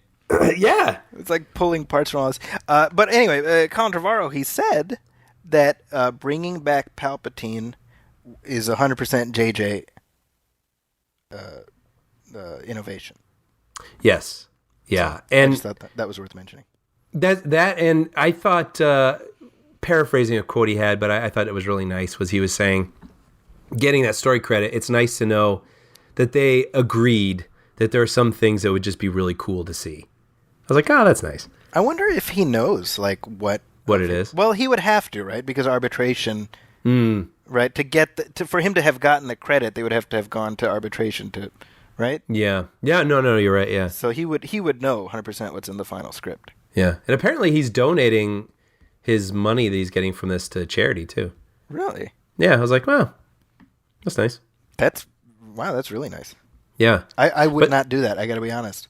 I was like, well, I don't know that I would have thought of that. Yeah. Honestly. No, I mean, it's just. I like money. This is my weakness. Well, I wonder, Brian, if that's an indication of him having had an unhappy experience. Oh. Yeah. Oh, that's interesting. That's like a way to not say, I'm not taking your filthy money. Yeah, right? That's a good point. I didn't think of that. I mean, possibly. I guess we'll find out, right? Well, speaking of we'll many know authors, we'll know 3 weeks after the movie comes out when Tim Miller's talking about everything that went wrong. Star Wars. Oh, that's funny. Oh yeah, or yeah, man. Yeah. But again, yeah. Speaking of many authors, Kathleen Kennedy is going out of her way to be like, we talked to George Lucas. You know, we had a meeting with George Lucas. This is her quote, literally. We sat down with George for a long meeting this is her before Rolling we ever Stone put interview. pen to paper. What's that? This is her Rolling Stone interview that she did. Yes. Okay. She's like, so we had the benefit of his thoughts. We took a lot of his notes about what he felt, the themes and whatnot that he would want represented in the conclusion of this saga. So that's interesting too. Well, that's a little bit of CYA, isn't it? Oh, I'm certainly, but at the same time, I mean, it's interesting. I guess it's funny, as cynical as I can be sometimes. I do truly like. I sometimes I'll. What did I watch something the other night? I had some real cynical thought about it, and my friend was like, "Damn, dude." Wow, I can't remember what it was. But then sometimes I'll read these things. I'm like, "Oh, that's cool," and then I realize it's like, no, they're doing everything possible to make you feel a certain way, which you just fell for. Listen, Brian, every single, set your watch to it. Every single Star Wars production since the merger, since the sale, there is one photo op where they wheel out George Lucas to visit the set. They get like a picture of him talking to fill in the blank director. Yes. And then they put a little thing on YouTube about it. Yep. No, hey, point at the monitor, George. Yeah. You're right. He's like, you know. It's true, you know? Yeah. You just say now. I fully think George Lucas is in an active, don't give a crap anymore phase. You know, so I wonder. I mean, I don't think he is secretly biting his nails or something somewhere, but at the same time, I bet he's still feeling, you know, seeing his ex-wife out there with someone new and just like, you know, I don't know. I'm sure there's some feeling. Yeah, but I think he's like, well, just whatever, guys, just do whatever you want. It's fine. Yeah. Screw you, assholes. Like Maybe, yeah. you don't want to learn the history of the midichlorians, then just F all of you guys. Yeah. Yeah. Oh, I remember the cynical story, by the way. It was Yes. that Josh Trank review of his own Fantastic Four Yeah. movie. Oh, you and I were talking about it. Yeah, that's right. So you should explain what that is. So there's a service called Letterbox where you can post all the movies you're watching, and people can, friend you and whatever, and you can see all the movies all your friends are watching and post what you're watching. And you can also put reviews. And Josh Trank, who wrote and directed the Fantastic Four movie and was supposed to do a Star Wars film, was it Yes. Boba Fett or something? That's what they were saying. Yeah. Yeah, but he got kicked off of that, and he got kicked out of the editing room of Fantastic Four. And then Fantastic Four came out, and it, was universally panned. So out of the blue, he wrote a review on this Letterbox service of Fantastic Four, and it was a little cute, a little self-effacing, a little, hand in hat, but also I don't know, it's okay, kind of a review. And immediately I was like, oh, he wants to work again. Like I immediately I was like, he wasn't. I don't know. I just felt like it was kind of orchestrated, and that was his way of trying to get people to like him again and be like, yeah, I can eat my humble pie, and but is it really that bad? I don't know. Whatever. Hey guys, like it felt very orchestrated to me. And then I remember saying that to you, and you're like, oh dang, that didn't even cross my mind. Yeah. For once, I was being like, maybe it's just the Mr. Rogers effect on me. I'd watched it too many months ago. It wore off. Yeah. Anyway, that's that. Well, speaking of Star Wars, so I've been going through and doing a Star Wars rewatch with my kids in the lead up to The Last Jedi. Nice. And we are we're watching all the movies in story order. Okay. And Starting with The Phantom Menace. It's been a lot of fun. Yeah. What's that like? Are any of your kids seeing it for the first time, or have they all seen them? They've all seen them. Obviously the older ones have seen them more often, and they're more aware of the various vicissitudes of the story. But Sure. my third one, he's it's just in this house. It's just like Star Wars is just part of life, Right. So it's different, but it's been fun.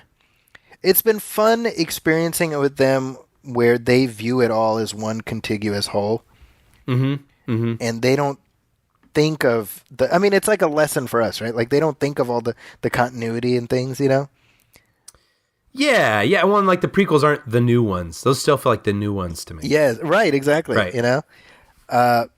It's funny because we just watched A New Hope yesterday, which I call it Star Wars, but Yeah, same.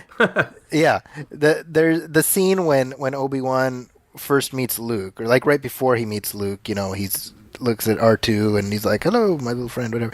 And my second, he's like, "Well, wouldn't he know who R2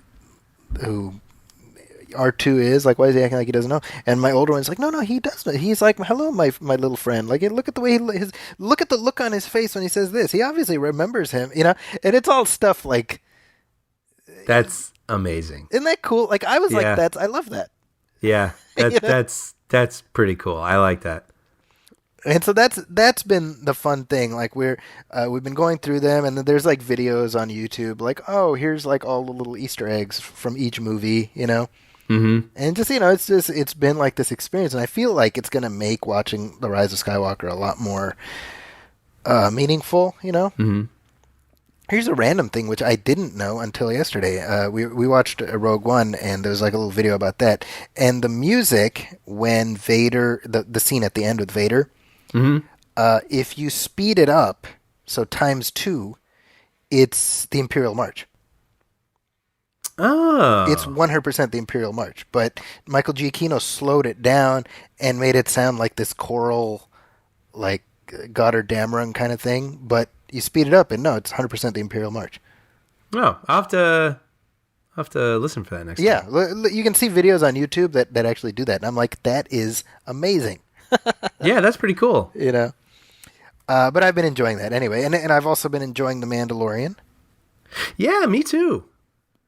What are we now? As the time of recording, we're at 3 episodes in. 3 episodes in, yeah. Yeah, I've really been enjoying it too. I'm starting to get a handle on what it is. it is like there is an arc to it, obviously, but it's a bit episodic. Yes. And I think if I have one thought about it, it's that I'm kind of surprised that we don't still know what this guy wants. Yes. Like what he needs. Like I was thinking about this without getting into spoilers, but he sacrifices. He makes a great sacrifice in the third episode in some way. But it would be normally, Han, the Falcon, he's stranded somewhere and the Falcon isn't working, so he needs money for parts. And then he is asked to do something, but then he is sort of morally compromised by the situation. And then he decides, well, shoot, is it my ship or is it this thing? And there's some sort of stakes. And in this one, I'm not quite sure what his stakes are. Well, so we have several scenes that we've gotten, not even scenes, like shots interspersed throughout, showing what we assume is the Mandalorian as a child. Right. Dealing with some kind of trauma. And that carries forward. Well, look, Baby Yoda, everyone freaking knows about Baby Yoda. So yes, yeah. That's not a spoiler. Disney can. Sorry, UK, but yeah, they've seen the memes. Yeah, exactly. So that goes into why he decides to rescue Baby Yoda. Yes.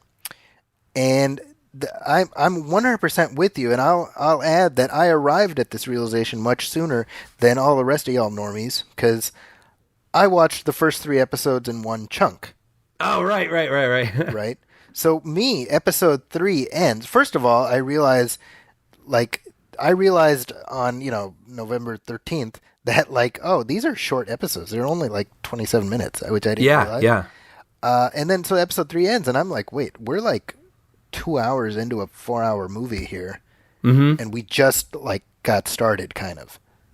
At the end of episode 3, and that's what to your point. I agree that's not like a deal breaker or anything like that. Oh no, not at all. It's just interesting. It's interesting because it's different. We're not used to that from this universe, right? Because the truth is, even stuff like Clone Wars and Rebels, the animated shows, which are roughly the same length, they tend to cover more narrative ground. In their installments, but then I'm then rewatching them, when they come up for streaming, I'm like, I kind of like this. I kind of like that we're just kind of spending time in this universe because we don't get the chance to do that. Yet, no, I agree. I will say I didn't think about this, and it's still not enough for me to complain about it. But someone posted this on my Facebook, and I thought it was very funny, where he said, The Mandalorian feels like a student film because it has all these scenes of people just walking from place to place. Like student films, they're all about capturing this cool angle of people walking from place to place, but most movies, that's the least interesting part. You cut to when they're there. I was like, so that funny. Is actually a pretty great observation. That's brilliant. But I would also, if I had to counter that, I'd be like, well, it's about tone. They're setting up this sort of Western tone to it. But another big complaint I'm seeing a lot of places is the fact that he never takes his mask off. And they're saying you can't have a compelling character without seeing their face. And I don't agree with that at all. I think you never see Darth Vader's face till the last minute of Return of the Jedi. Yeah. And I completely understand what he's feeling when, the hyperdrive starts working at the end of Empire Strikes Back. And I there's a moment in 3 that I won't get into exactly what it is, but there's a little bookend between him and Baby Yoda. Yep. Yeah, and you don't see his face, and I know exactly what he's feeling, and it's almost even more powerful that I don't see his eyes. First of all, let me just say that I would have agreed with conventional wisdom before I saw the series. Sure. Right. Having seen what they have thus far, I'm at a point now where I'm like, you can't have him take it off. It's going to shatter the mystique. Yeah. Or they're going to do it in the last minute of the last episode. And there's going to be a deeper story meaning. Right. Right. But my point is I'm having a hard time picturing Pedro Pascal now, in his Mandalorian armor without that helmet on and not having it look off somehow. Right. there are a lot of nuances that come through in the performance just fine, you know? I agree. Yeah, I agree. You know, and you know, this show is to some extent meant to be sort of an immersive experience. So I think in a way it's appropriate that you have a faceless protagonist who we can more easily sort of imprint ourselves on. Yeah. And again, just the little baby Yoda character is, just the cutest little thing I've ever seen in my life. Like my own children are less cute now. I look at them. I'm like, look at him. He's cute and he uses the Force. What do you got? That is hilarious. Yeah. No, I think in the last episode, every time he appeared, I think I made a noise. It's just impossible not to just like, when he's playing with the little thing in the ship, you know? Yeah. Ugh. You know what's funny though? Our pal Michael Olson sent me an article, and I actually had this thought, but it wasn't as well thought out as this article. But there's a moment. Oh boy, yeah, trying to get to spoilers. But when he's going through this like bunker, and I was like, wow, this reminds me of a video game, like where you're like entering a room and then you hide behind these boxes, and then new waves of stormtroopers come through, and then you shoot your way through, and then you go to another room and you find a new place to hide and you shoot your way through. And he sent me an article from Polygon.com that says The Mandalorian is basically a video game. And it's so funny because it points out all the things. They're like, first of all, there's armor crafting. And it's like, you know, there's a whole sequence of him getting like upgraded armor, which, you know, was always fun in the latest Spider-Man game. Then there's also the blurg riding perk unlocked, where you get like a new creature to ride instead of having to walk. Defending the door against waves of enemies. You know, when him and the IG-88 type guy were having to defend a door. Hopping on a laser turret. Anyone who plays Call of Duty, you know, like, hey, hop on the Gatling gun. You're like, okay. And you go up and you shoot wave of enemies for a while in there. Like, it was hilarious. Oh, self-healing. Sniper mission. Oh, and then this climbing a wall. You know, where he's having to climb, you know, using like these things that jut out of the wall like an Uncharted game. It's hilarious. But well, hey, you know what? That just goes to show, by the way, video game culture influencing storytellers. Well, with that in mind, there is a brand new Star Wars game out right now. Yes. Jedi Fallen Order, which I'm very curious. Have you had a chance to play that? I bought it, and I have not had an opportunity to start it, but I intend to do it this Thanksgiving weekend. Okay. Yeah. I own it. Mm-hmm. And nowadays, like, I don't play video games. I just watch my kids play video games. Sure. That's fine too. So I've watched them sort of make progress. I gotta say, it's really good. Yeah. Cool. It's very cool actually, because we popped it in like right after we watched Revenge of the Sith. Mm-hmm. Just coincidentally, and it's set right. It's like, you know, it's like 5 years after Revenge of the Sith. Okay. So it's kind of cool. You see, and this isn't like a huge spoiler, but you see the main character is he's like a Padawan who's in hiding, right?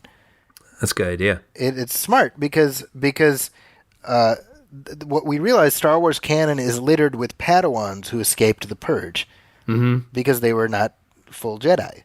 Right. So they've got access to the Force and the weapons and stuff, but technically they're not, you know, they weren't targeted. Right. And so that kind of works. But we see a flashback to when this Padawan experienced Order 66. And it's just neat. It's neat to see that from different story angles, you know? Yeah, it's clever. But it's a good game from what I'm seeing. I mean, the kids are enjoying it. It's hard. I've heard that. Yeah. I've heard it's really challenging. Yeah, but as a story, I've enjoyed sort of, it adds these new, you know, new dimensions to the universe, which I just enjoy, you know. I can't wait. And that's really, you know, that's what Star Wars is. It's this playground that allows for you've got certain tropes established, and the rules of the universe exist in a way where there is this ability for storytellers to do a lot of different stuff. And so I do think that tying a bow around the Skywalker saga could potentially be this great excuse to do kinds of things that just have not been done before, you know? Yeah. I'm down. We got Cassian Andor coming, and of course the Obi-Wan Kenobi series. Yep. So lots of fun stuff there. So Baby Admiral Akbar in that one. The Baby cat's name? Akbar, I'm down. Mm-hmm. Bring it. All right. Well, why don't we take another break and we'll come back and have a spoiler discussion about a new release. Yeah.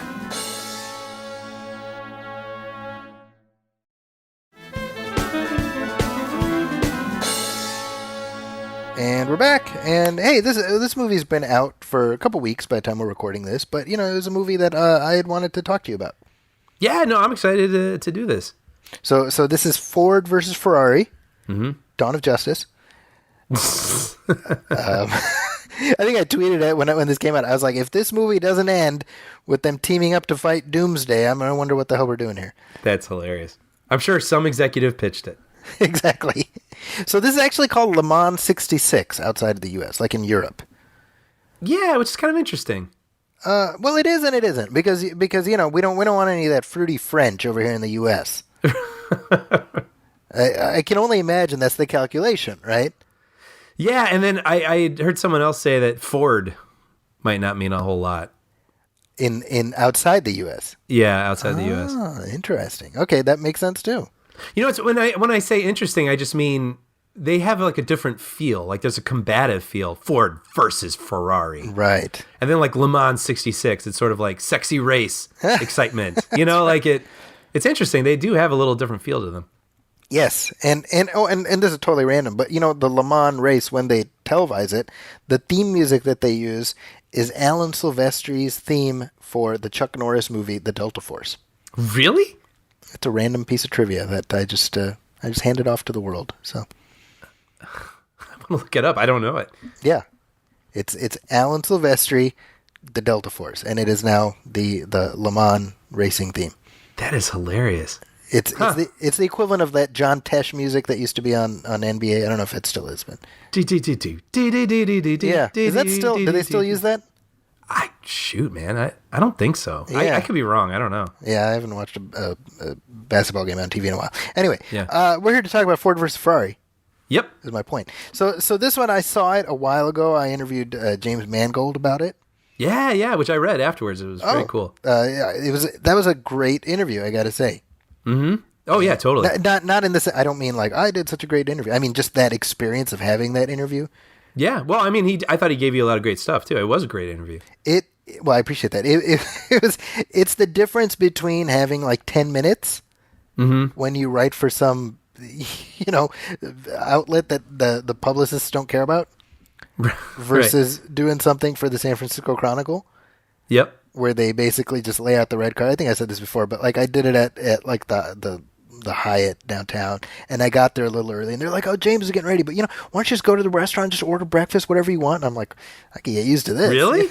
Yes. I like. Dang, dude. They're like, just order whatever you want. We'll cover it. I'm like, this is nice, Yeah, dude, that's great. Wow. Yeah. Well, you know what? I mean, I know we're getting the movie, but what did you order? You know what's funny? I'll tell you, picture. Brian. Maybe this is just me, but I felt guilty about spending too much, so I just got like 2 scrambled eggs and toast. Oh man, yeah, I have that baked into me too. Like when Right? you got with someone else's family or something, and Yeah. they're like buying you a meal, you're like, well, I kind of want this, but this is like under $20. Yeah, Right. I was like, I don't want them to be like, we said order what you want. We didn't mean it, Yeah. But then, Mangold comes down, and like over breakfast, we had like half an hour. Mm-hmm. And you guys were sharing breakfast together? well, he came down, and he had like coffee, and so we sat at a table That's cool. in the restaurant, in the hotel restaurant. Yeah, and just got into it. You weren't like, can't you see I'm eating? Would you wait? So I'll tell you the first thing I told him, which was it took me less than 10 minutes to be fully on board with this movie. Mm-hmm. And it was in my opinion, a Brian Hall moment. And I'm curious to see if you agree with me. Oh shoot! Okay, yeah. And it is where, it's the race where Christian Bale it's the first race we see Christian Bale in, right? Mm-hmm. And he's just had that thing where he had an argument with the guy about the trunk closing or whatever. You know what I'm Yes. talking about? Yes. So he's racing, and then and Carol Shelby, played by Matt Damon's watching him, and Matt Damon's like, not yet, now, and he does it at that exact moment. Mm-hmm. And I had this little. I was like, I bet you Brian liked that moment. And I did. Yeah. Yep. There were two moments that I thought were Brian Hall moments. The other moment comes later, where Christian Bale is talking to his son about like the perfect lap, Yes. and I was like, I love this. Yeah. And that's the stuff that jumps out at me. Those are the things that jump out. I'm like, I'll bet you Brian liked that. Yeah, I did. Yeah. And this is all I do now when I watch movies. I'm just like, I wonder what Brian thought of that. I bet you Brian. Oh, really? That's all I do now. Yeah. So I really liked this movie a lot. Yeah. I don't know where you landed on it, but I'm curious to talk about it. Well, I did too. And it's funny because I have my very personal experience with this movie was our pal Chad, who works for Fox, saw this movie. He's seen this movie 4 times before it came out because of working for Fox. Right. And every time he's like, oh my gosh, Brian, you are going to love this movie. I cannot wait. I wish I could take you to this. And then you were like, Brian, you are going to love this movie. So I actually went into this movie feeling a little pressure. Oh, wow. Okay. I was like, oh, shoot. Like, what if I don't like it? And so I really want you guys to continue to do this. But I will admit it did factor in a little bit as I was watching it. Oh, no. So when it was over, it took me a minute to kind of digest. And when I say that, it was because some of the things, they say when you review a movie, you shouldn't think about the movie that you're making up in your head. Like, what was the movie you just watched? And the one thing I did think in the middle of the movie was I wouldn't have minded a little more process. Oh, that's interesting. To this movie because... So less of the character aspect. Well, no, I wouldn't have minded both equally. Okay. And I think...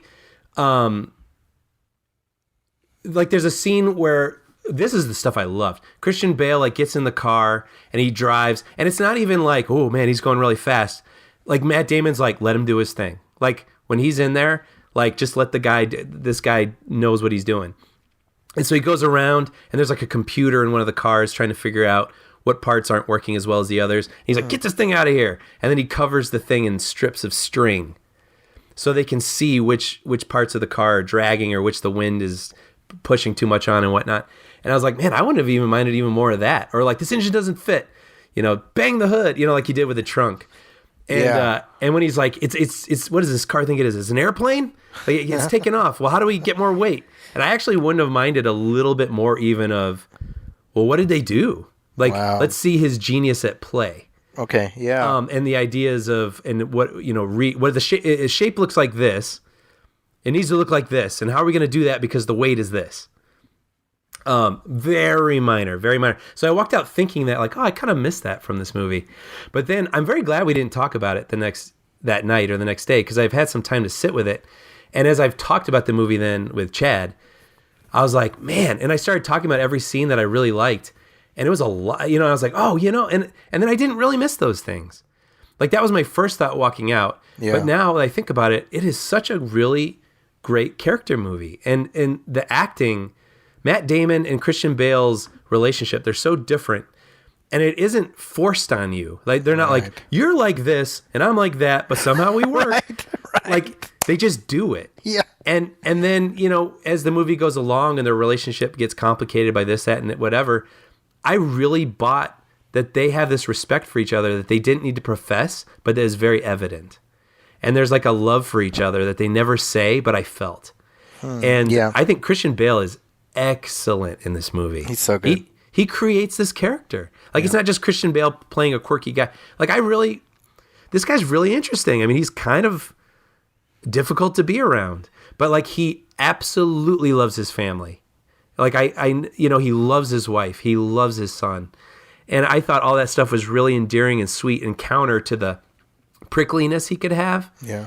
But then his prickliness wasn't just because he got off on it. Like he gives a damn. He gives a damn about what he does. And if we're not going to do it right, we're not going to do it at all. And I really, really love this movie. And I'm glad I had a minute to sit with it and get that movie out of my head. Yeah. And not think that I was going to go into loving it and like just sort of let it stew in my mind and be like, yeah, no, this was a really compelling, fun character movie with a ton of thrills, a lot of racing thrills. It's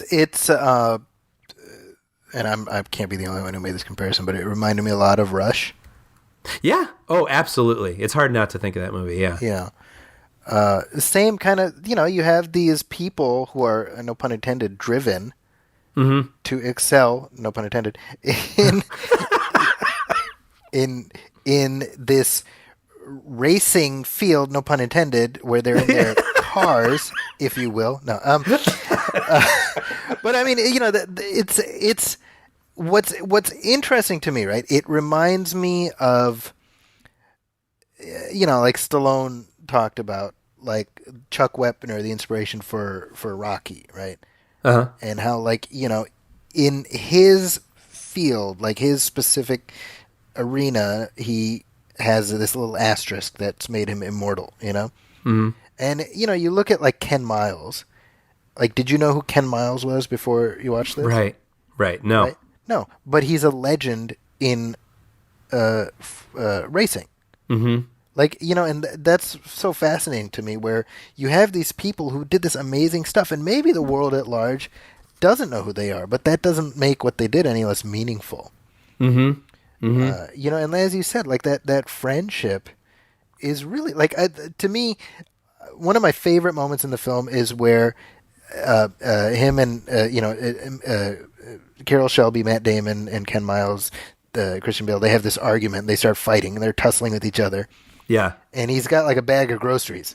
Right. Oh, yeah, I know what you're going to say. And they're fighting. And so Matt Damon is, like, reaching for something to, like, get him off him with. And his hand lands on, like, a can of, beans or whatever. Yeah. And he's like, no, not that. Yeah, that's gonna hurt. So he goes for bread instead. I was like, of bread. That was and I really love it. I was moment. like, it's so perfect. Like, that tells you everything about their relationship. Yeah. Like, I'm still gonna hit you, but like, I don't want to hit you with that. Yeah. Yeah. It's like two brothers who fight. Yes. But I thought, the character stuff is all excellent. But I thought this was a really interesting take on. I don't want to call it an underdog story or a sport. Let's call it a sports story, because, like you were saying, we know, again, a lot of these stories are about characters we might not necessarily know, but we see what's up against them, and we want them to succeed. But what's interesting in this movie is you have this added element that they, in a weird way, are cogs. Yes. For this machine that is Ford.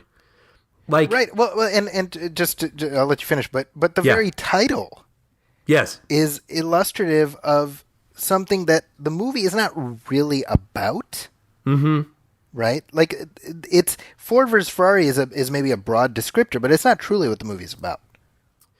No, but you know what? But it kind of is. Yes. In a weird way, because these guys are inhibited from doing their best at every turn by Ford. You know what I mean? Because it's really, I'm trying to, I can't think of the PG version of this. I'm sorry. I'm just going to go dick measuring contest.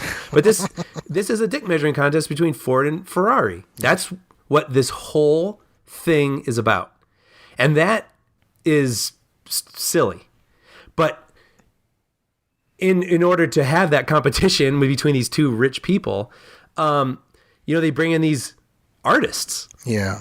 And these artists give a crap about what they're doing, and it means everything for them to build the best car. The artistry matters of the car, and being the best driver. The artistry of being the best driver matters to this guy, but they are continually inhibited by the corporation. Huh. You know what I mean? From doing what we want every sports movie person to do. And I found that a really interesting added component that you don't always get to see. And I wondered, it really...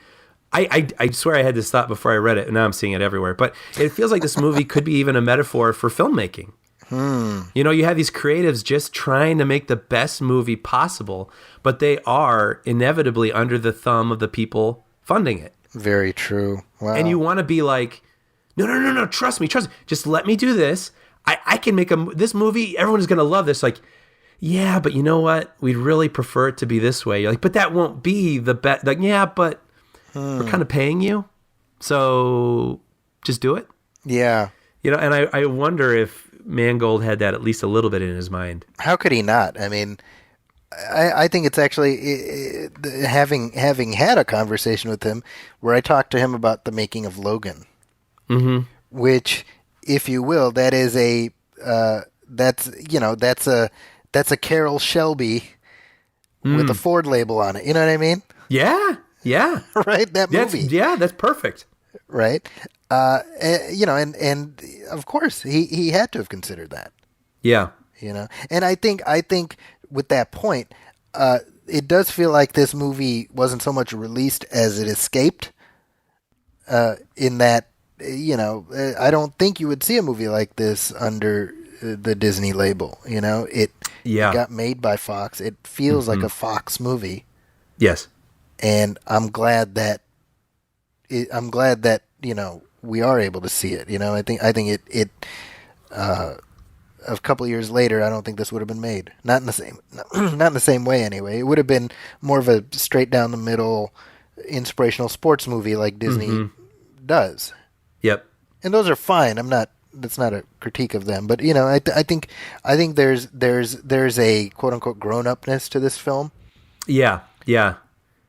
I entirely agree, and I hope movies like this don't go away. Yeah, well, the fact that this one is performing makes me happy. Yes, me too. Because it says that there is an audience for it. And by the way, actually, I want to mention the many of the supporting players.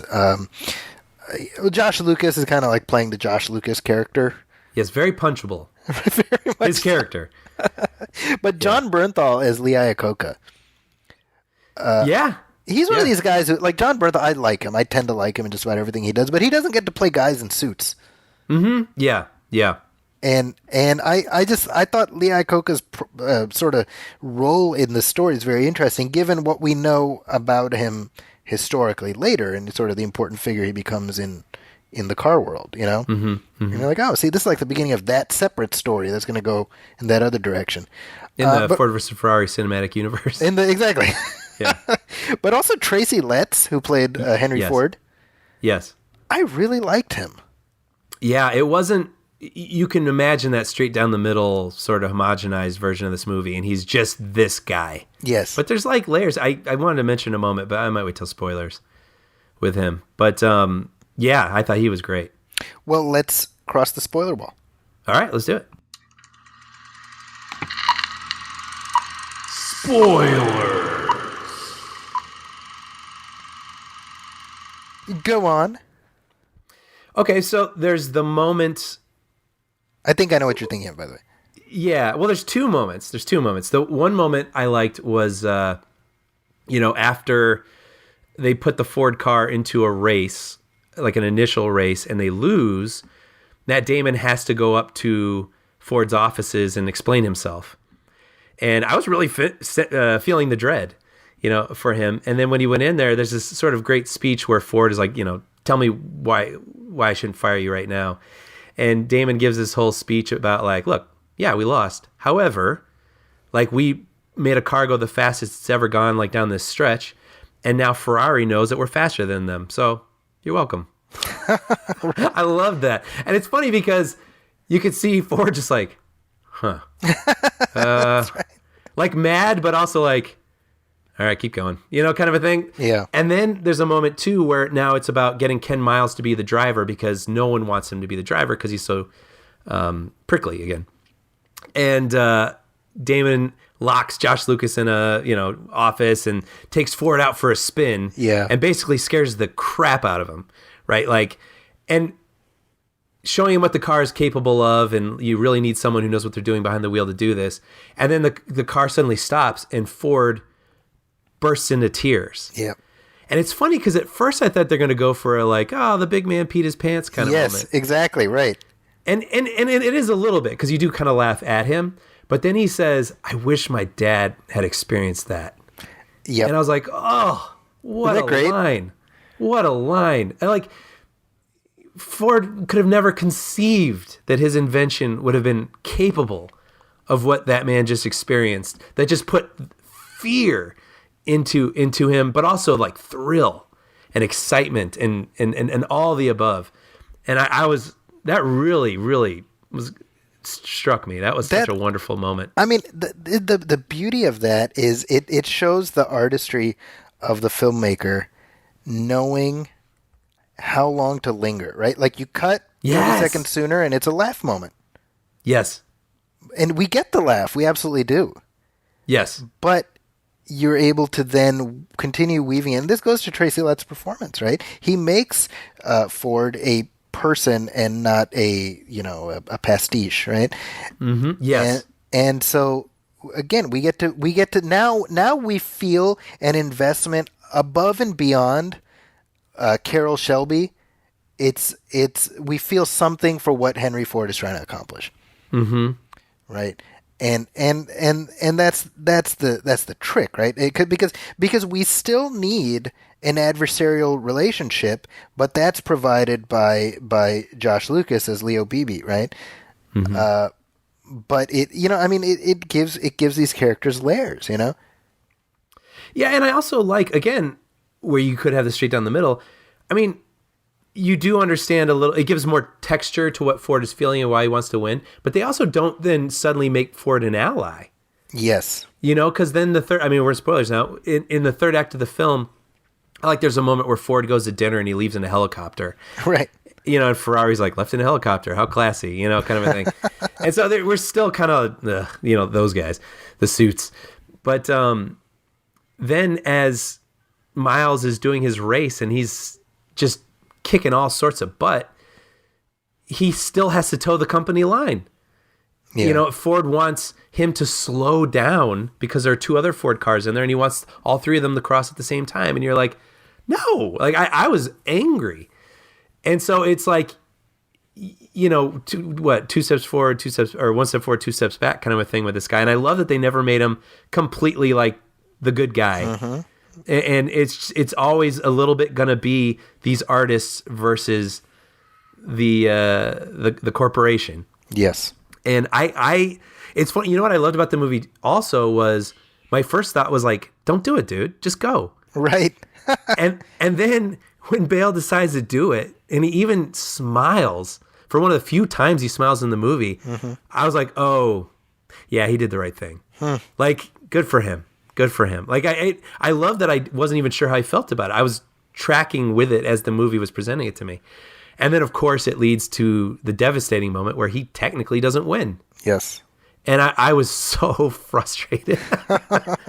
But I love it. And it's executed so well where as everyone's celebrating him and the characters, but Damon and Bale just put their arms around each other and they're like, you know what we could do? You know what else we could do with this car? And they just start talking about the car again. Yeah. Wonderful.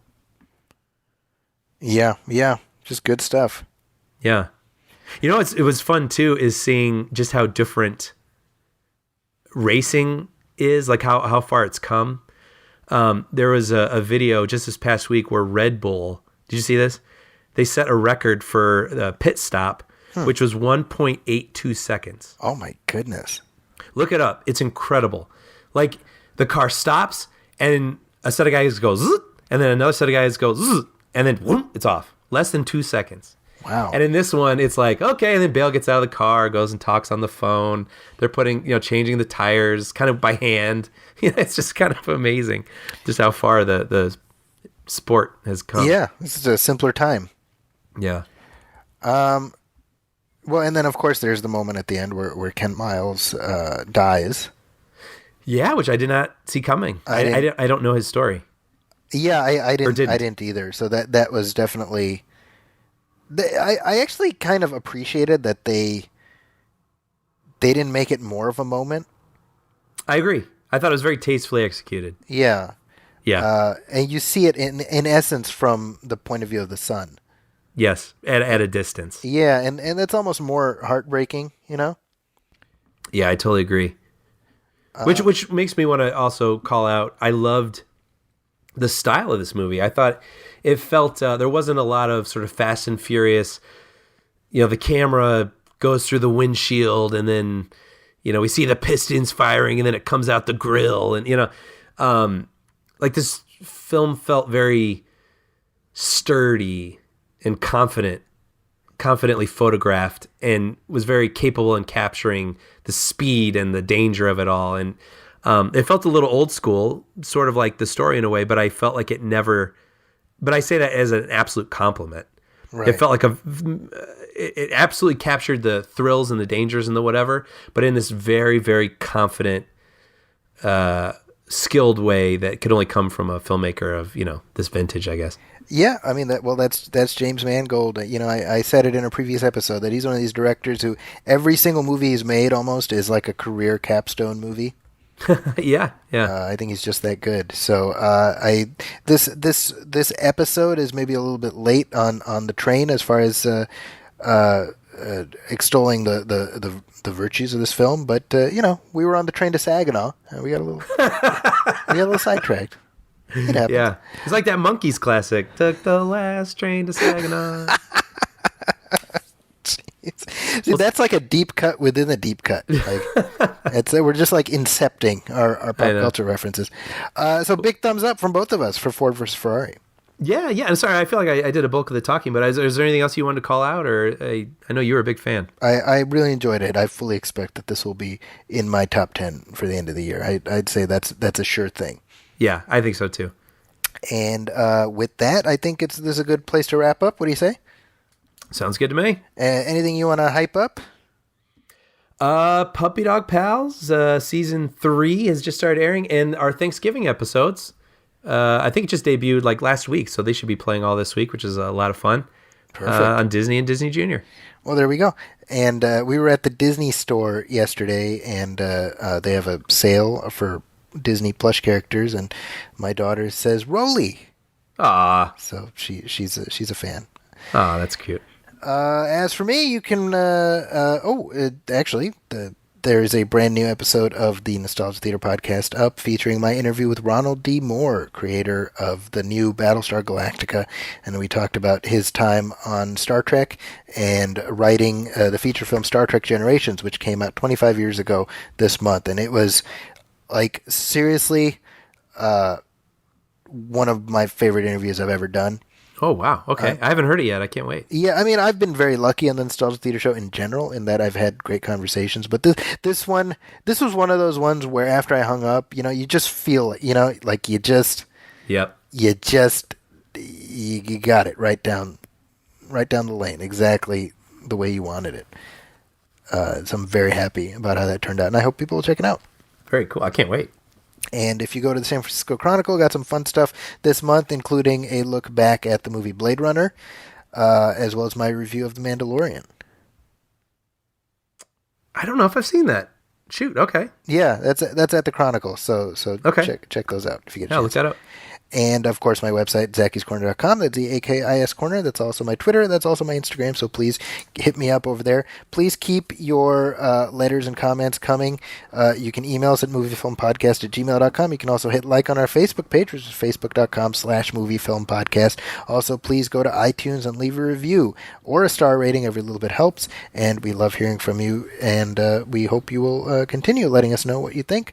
We'll be back very shortly with some commentary, fun, and our next regular episode. So keep it tuned here, and please tell your friends to subscribe, etc. And with that, I'm gonna go get ready for Thanksgiving dinner tomorrow. Yeah. On behalf of my partner Brian Hall, my name is Zaki Hassan. This has been Movie Film 187. Thanks everybody for listening. Catch you next time. Welcome, friends, it's the Movie Film Podcast. Movie Film Podcast, enjoy the show. Zachy and